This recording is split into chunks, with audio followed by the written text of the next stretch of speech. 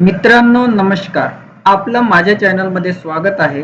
आज आपण या व्हिडिओमध्ये स्कॉलरशिप करिता असलेल्या महाडीबीटी पोर्टलवर झालेले बदल, त्याच्यामुळे विद्यार्थ्यांना आलेल्या समस्या आणि त्याच्यावरचे उपाय याविषयीची माहिती बघणार आहोत.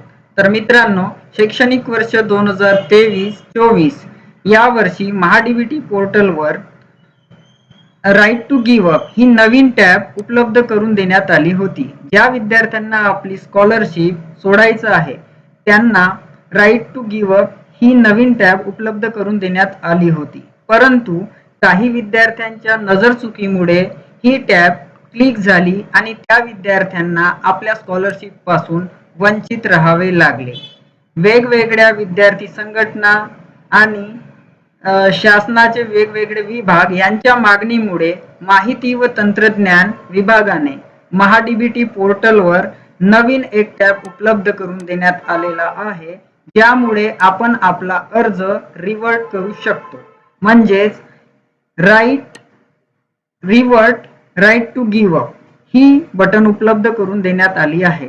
तर ज्या विद्यार्थ्यांच्या नजरचुकीमुळे त्यांचे अर्ज हे राईट टू गिव्ह अप या बटन क्लिक झाल्यामुळे रद्द झालेले आहे, त्यांना आपले अर्ज रिव्हर्ट करून घ्यायचे आहे आणि हे अर्ज रिव्हर्ट करण्याची अंतिम तारीख ही 30 जून 2024 आहे.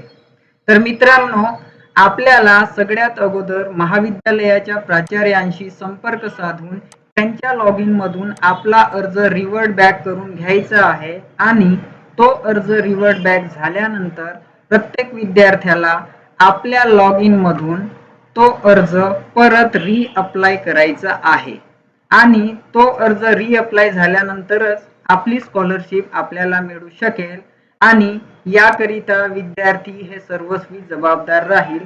तर मित्रांनो, आपण दिलेल्या मुदतीमध्ये आपला अर्ज रिव्हर्ट बॅक करून रिअप्लाय करावा.